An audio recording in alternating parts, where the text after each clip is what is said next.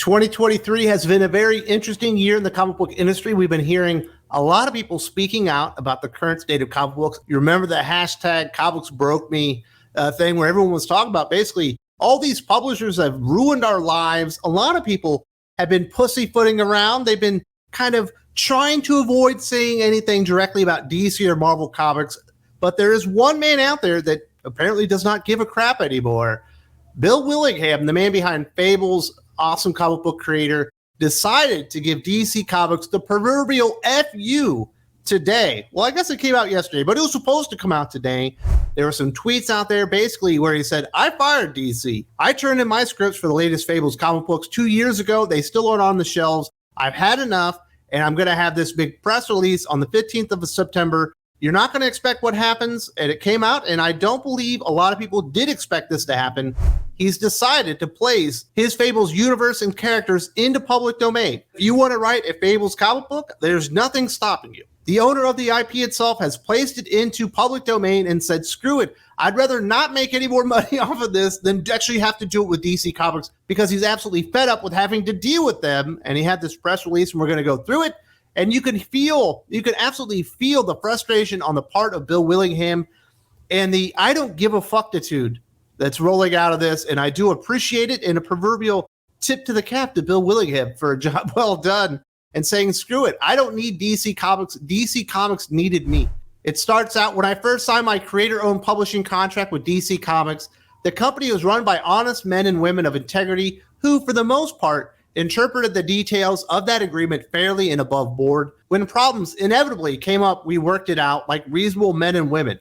Since then, over the span of 20 years or so, these people have left or been fired to be replaced by a revolving door of strangers of no measurable integrity, who now choose to interpret every facet of our contract in ways that only benefit DC Comics and its own companies. At one time, the Fables properties were in good hands, and now, by virtue of attrition and employee replacement, the Fables properties have fallen into bad hands. Since I can't afford to sue DC to force them to live up to the letter and the spirit of our longtime agreements, since even winning such a suit would take ridiculous amounts of money out of my pocket and years out of my life, I'm 67 years old and don't have the years to spare. I've decided to take a different approach and fight them in a different arena. Inspired by the principles of asymmetric warfare, the only thing in our contract that DC lawyers can't contest or reinterpret to their own benefit is that I am the sole owner of the intellectual property. I can sell it or give it away to whoever I want. As you can see, that is a man with a lot of built-up frustration that is tired of dealing with DC Comics having to go through their legal office, and every time they want to sit down at the table, they want to reinterpret everything so everything falls in DC Comics' way. This is one of the big reasons that Vertigo died in the first place, because once the creators realized this is a really bad idea, I lose almost all of my creative rights here, they said, why do this when I can go to Image Comics? Now, Image Comics is basically what Vertigo should have been, because DC Comics stopped acting in good faith and they wanted to treat new creator-owned properties like they were DC Comics ideas, and they weren't. And that's why Vertigo really fell into disrepair, and we hadn't seen Fables really for a long time. Obviously, they did the Vertigo relaunch, which I have talked about a lot here on the channel, about how Andy Curry, who worked at DC Comics at the time, decided to destroy Vertigo sight unseen and turn it into some weird SJW imprint for DC Comics, and no one cared anymore. But one of the things they decided to do at the time, and Mark Doyle was talking to, I guess, Bill Willingham, Dan Didio was in on it, was to actually bring Fables back for like a 20th anniversary relaunch and continue the stories and whatever. And I think a lot of people were excited. You know, we were recommending those comic books here on the channel and we do our best of the week, and then they just stopped showing up. And it sounds like Bill Willingham had nothing to do with that, and he was very pissed off. Talking about his recent issues, throughout the years of my business relationship with DC, with Fables, and with other intellectual properties, DC has always been in violation of their agreements with me. Usually it's in smaller matters, like forgetting to seek my opinion on artists for new stories or for covers or formats of new collections and such. In those times, when called on it, they automatically said, sorry, we overlooked you again. It just fell through the cracks. They used the fell through the cracks line so often and so reflexively that I eventually had to bar them from ever using it again. They are often late reporting royalties and often underreport said royalties, forcing me to go after them to pay the rest of what's owed. Lately, though, their practices have gone beyond these mere annoyances, prompting some sort of shutdown. First, they tried to strong-arm the ownership of Fables from me.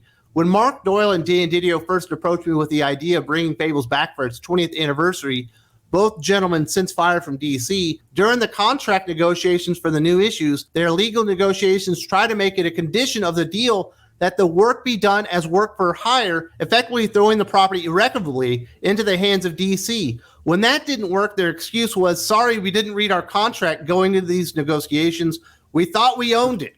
And I can understand if you were in the legal department representing DC Comics, it would get pretty confusing because there are individual agreements like all over the place. Like there's a Wonder Woman agreement, there's a Superman agreement, there's a Batman agreement, there's an agreement with all the families of the creators that made these characters and all these kind of things. And obviously you have individual agreements with other creators that added to the lore of these creators, and obviously Fables and stuff like that would have had their own individual agreements. But going in there and acting like they owned it, they knew they didn't own it. They weren't acting in good faith. They were trying to strong arm Bill Willingham out of his ownership rights, and they knew what they were doing. They just thought he was too stupid to notice. But it sounds like he's kept up on top of everything every step of the way and has been calling them on their bullshit. But over the years, their bullshit just gets bigger and bigger and bigger. And it sounds like he had some issues with Dan Didio. I've talked to people that had worked at DC Comics for years upon years, and Dan Didio was all about communication. He was always communicating with his talent, with his editors, with the artists, writers, and all that stuff. And he was at least somebody that you could talk to and negotiate with, and that seemed like he wasn't trying to screw you over every step of the way. And from what I hear, the new business environment around DC Comics isn't like that at all. You can't actually even talk to anybody anymore. And that's one of the big complaints. And if you don't have an in with the current DC Comics editors, even if you've been making money for the publisher for like 10, 20 years or something like that, they will just never hire you again because nobody actually speaks to any of the talent around the company unless they're like really good buddies. And I imagine at this point, Bill Willingham isn't good buddies with anybody at DC Comics. And that's why they decided he was a mark and they were going to screw him over. But now he decided to screw them over. And that's why this is so great. Continuing on, he said more recently during talks to try to work out our many differences, DC officers admitted that their interpretation of our publishing agreement and the following media rights agreement is that they could do whatever they wanted with the property.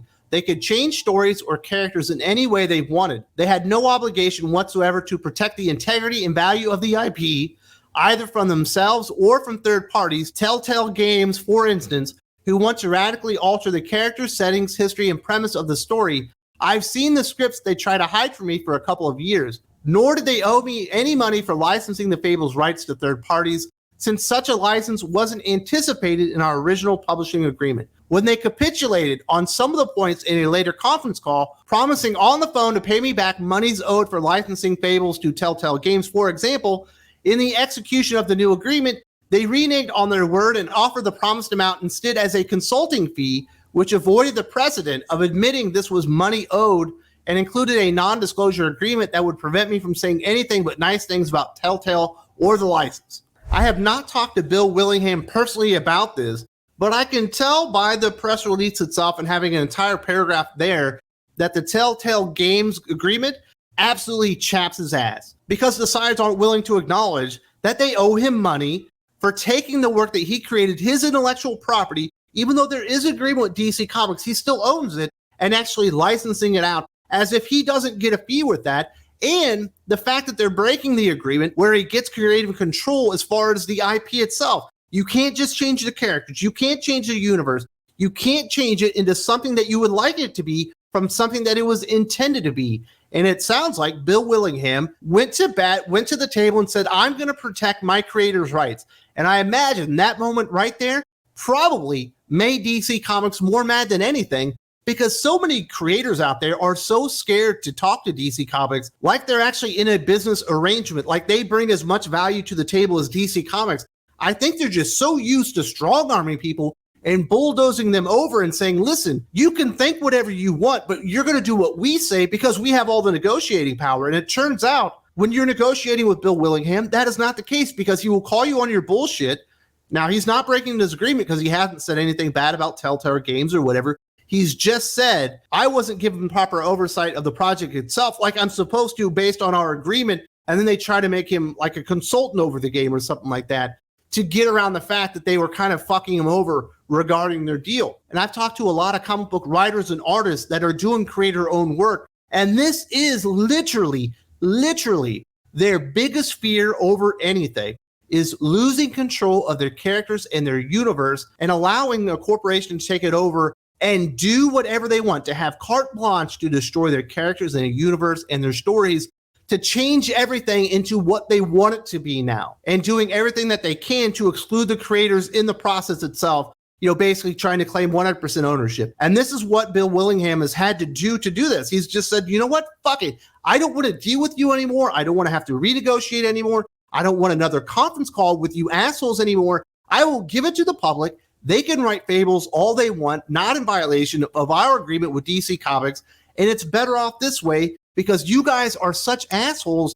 I don't want to work with you anymore. And this is such an indictment really on Jim Lee over the past few years. Like I said, I've talked to so many people, and it's almost like a hermit corporation at this point.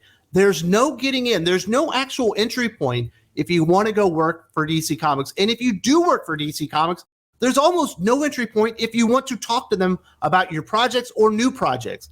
Think about this. Jeff Johns, Jason Fabok, not exactly C-list creators. I would call both of them A-list creators. And at that, upper crust A-list creators, superstars, if you will, in the comic book industry. They did the Three Jokers story, right? Phenomenally successful. Whether you think that's a great story or not, it was absolutely successful. It sold a lot of books and made DC Comics a lot of money. They wanted to do a sequel, and they tried to contact DC Comics for several months and couldn't get a fucking call back. That's how far DC Comics have fallen since Dan Didio left. I never thought I would be saying this, but please, Dan Didio, come back to DC Comics and save it from Jim Lee and all these other morons there that don't know how to run a business, that are destroying all their relationships with anybody talented. That's why they can't actually hire any A-list talent anymore. Nobody wants to work for them. And I can't blame them after listening to this regarding Bill Willingham's allegations and his time working with DC, especially in the recent past. He finishes up talking about what he thinks DC Comics will do about this and what he thinks about like what their response will be. He said, I gave them years to do the right thing. I tried to reason with them, but you can't reason with the unreasonable. They used these years to make soothing promises, tell lies about how dedicated they were towards working this out, and keep dragging things out as long as possible. I gave them an opportunity to renegotiate the contracts from the ground up, putting everything in unambiguous language, and they ignored that. I gave them the opportunity twice to simply tear up our contracts, and we each go our separate ways, and they ignored those offers. I tried to go over their heads to deal directly with their new corporate masters and maybe find somebody willing to deal in good faith, and they blocked all attempts to do so. Try getting any officer of DC Comics to identify who they report to up the company ladder. I dare you. In any case, without giving them details, I warned them months in advance that this moment was coming. I told them what I was about to do would be both legal and ethical. Now it's happened. Note that my contract with DC Comics are still in force. I did nothing to break them and cannot unilaterally end them. I still can't publish Fables comics through anyone but them. I still can't authorize a Fables movie through anyone but them. Nor can I license Fables toys, nor lunchboxes, nor anything else. And they still have to pay me for the books they publish. And I'm not giving up on the money they owe. One way or another, I intend to get my 50% of the money they've owed me for years for the Telltale game and other things. However, you, the new 100% owner of Fables, never signed such agreements. For better or worse, DC and I are still locked together in this unhappy marriage, perhaps for all time. One of their key creators, somebody that created something that has made them lots of money, and they've got video games and lots of trade paperbacks, they've got compendiums, they got all this kind of stuff. He's made them money, and they treated him like dirt. He doesn't want to deal with them anymore. He's going to get his money back. He's still going to get his royalties, but he's not going to create anything more with Fables through DC Comics. And now Fables is in public domain.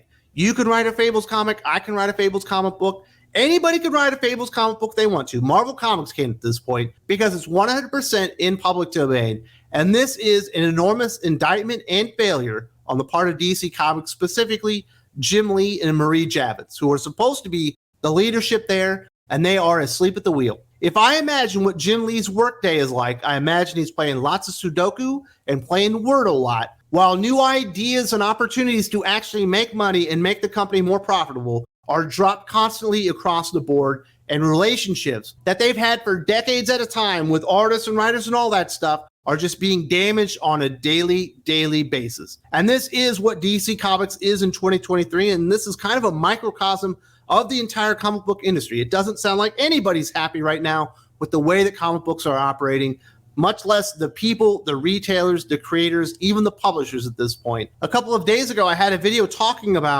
discussing whether or not comic books were really killing some of the creators. There was an article out on the Popverse from Joseph Illidge where he at least insinuates it in there. And I talk about some of the stories that I've heard, the experiences that I've had. And it's absolutely insane the way a lot of these creators are treated. And they certainly don't have the agreements that Bill Willingham does, but it seems like they just mistreat everybody anytime they can. There's also a link in the video description.